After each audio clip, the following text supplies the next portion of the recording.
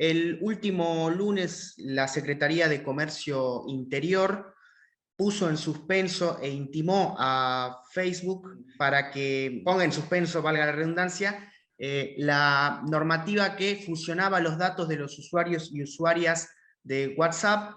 Así que para hablar de ello y qué implicancias tiene esta nueva resolución, estamos en comunicación con Ariel Berzelli. Él es parte del INUS, del CONICET y de la Universidad Nacional de Mar del Plata. ¿Cómo estás, Ariel?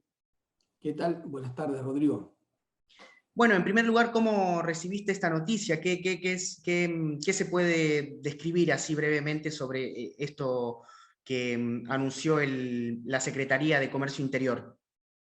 Bueno, yo lo recibí como una muy buena noticia, como el primer paso y una investigación de oficio que se inició desde la Secretaría.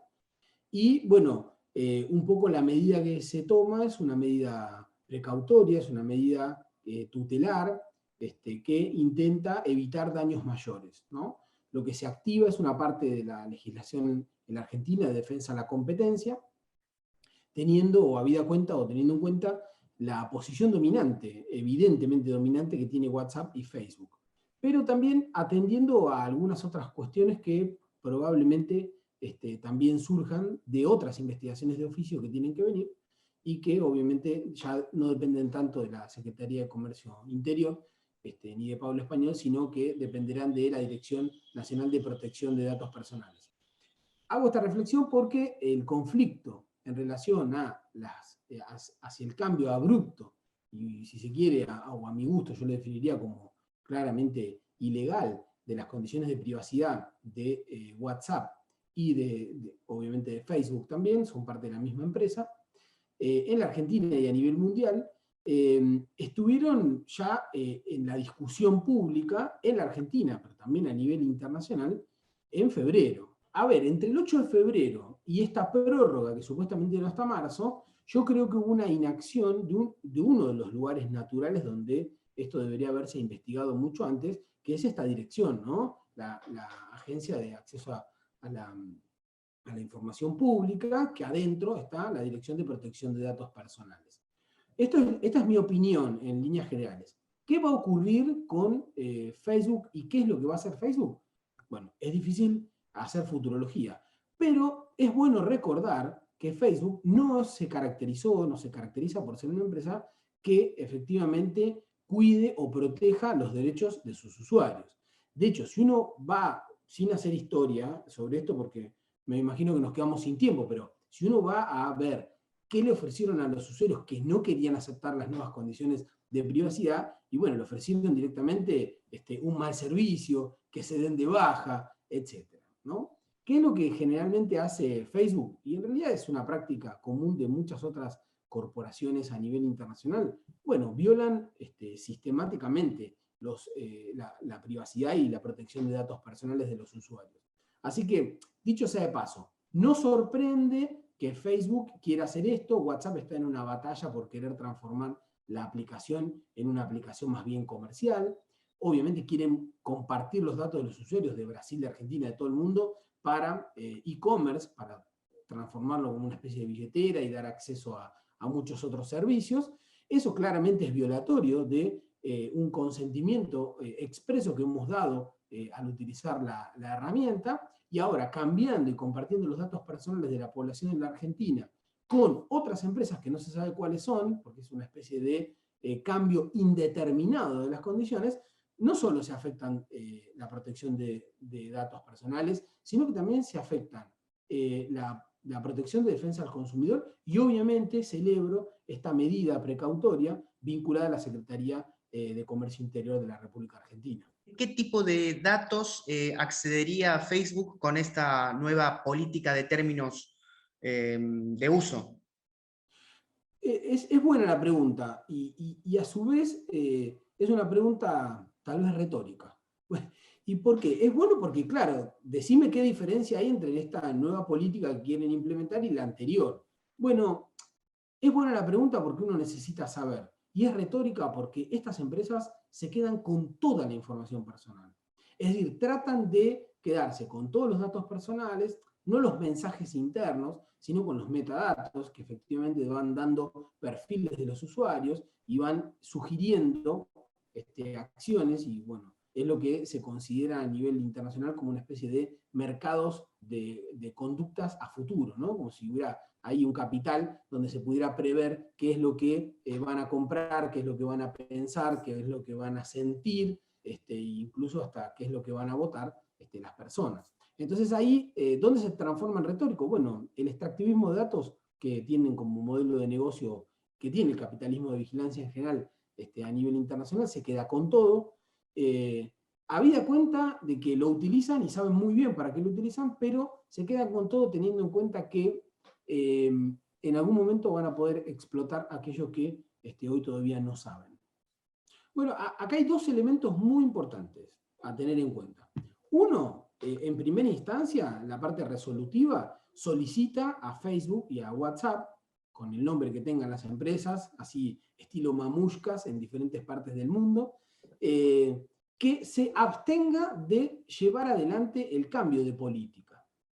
¿Y por qué? ¿Por qué? Básicamente porque puede llegar a tener resultados gravosos en relación a todo lo que estuvimos charlando. Y a su vez indica, en el artículo 2, indica algo que me pareció realmente importante señalar, donde se nota que las autoridades ven cuál es el problema, solicitan que incluso la parte de la población que haya aceptado las nuevas condiciones, la empresa las deje de lado, no las implemente y no comparta los datos de la población argentina con terceros indeterminados en una especie de gran mercado negro que no podemos saber hacia dónde van los datos y qué consecuencias tiene para nuestra población, ¿no? Sobre todo para el tema de fondo, que es la manipulación de la población, obviamente la creación de perfiles psicográficos e incluso estas campañas de noticias falsas y desinformación que hoy están a la orden del día. Y bueno, quiero acá traer un detalle muy importante que me interesa que se sepa, que la audiencia lo tenga muy en cuenta, y es que Facebook es la empresa detrás, además de Cambridge Analytica, sobre la acusación de grandes manipulaciones sobre elecciones, sobre todo en la elección del 2016 de Donald Trump, donde gana, en una elección muy reñida, tan reñida como la que perdió con Joe Biden, donde efectivamente se pudo comprobar que hubo manipulación en la elección del Brexit, en la salida de Inglaterra de la Unión Europea. Así que de fondo yo celebro, insisto con lo que te dije al inicio, celebro esta medida.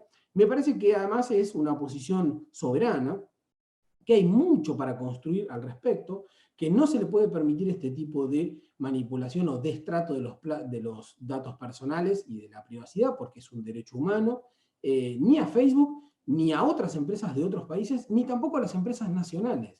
Acá hay una cuestión que es que hay que defender a la población, defender cada una de las personas, pero también a la población, en una especie de, a mí me gusta llamarlo, y ya lo venimos investigando con otros colegas, de autodeterminación informativa, ¿no? Y acá quiero traer a colación, aprovechando que esto sale en la TDA, de volver a discutir qué pasa con la Ley de Servicio de Comunicación Audiovisual y llevar a una ecología de información y de datos que sea mucho más acorde a la defensa de los derechos humanos.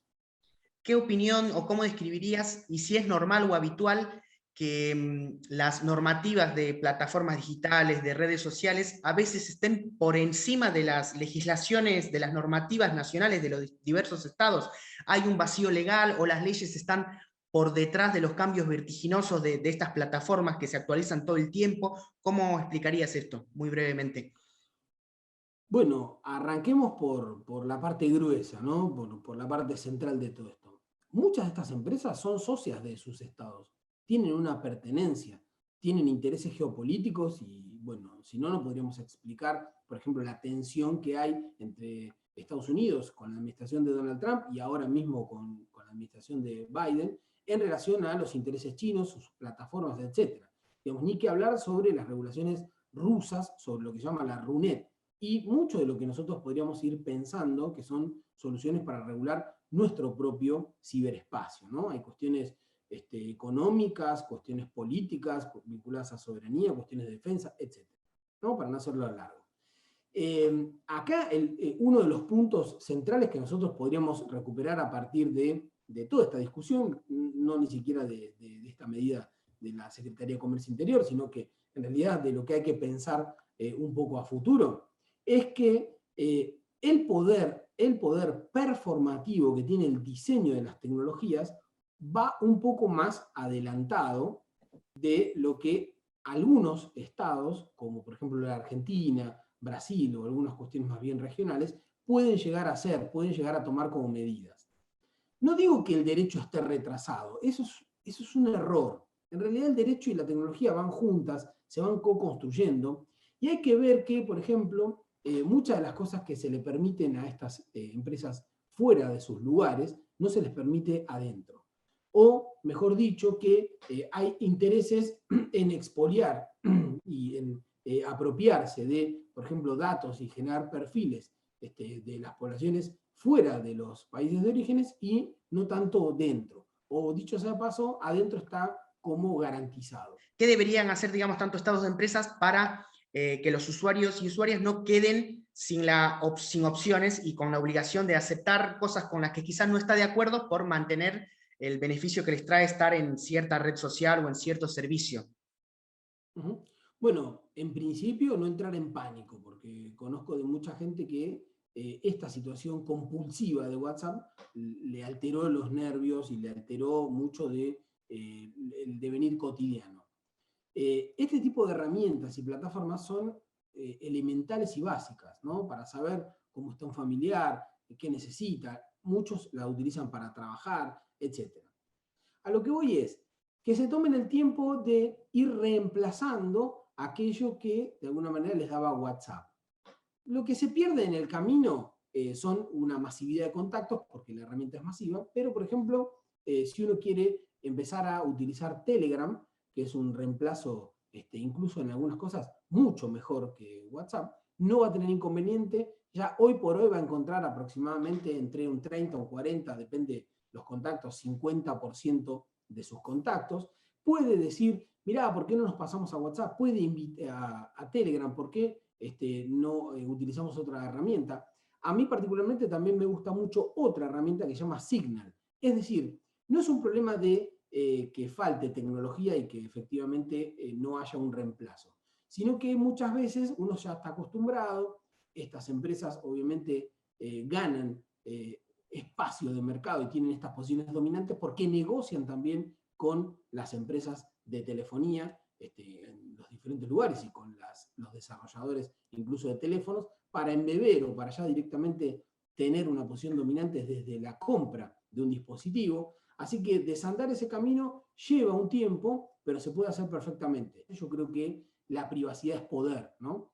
Que si estas empresas en algún momento van a decidir si utilizan o no algo en contra de nuestros intereses, lo van a hacer porque ya de hecho lo van haciendo. Así que en términos de población, en términos de ejercicios de derechos, nosotros tenemos que entender que la privacidad es poder y tenemos que cuidarla.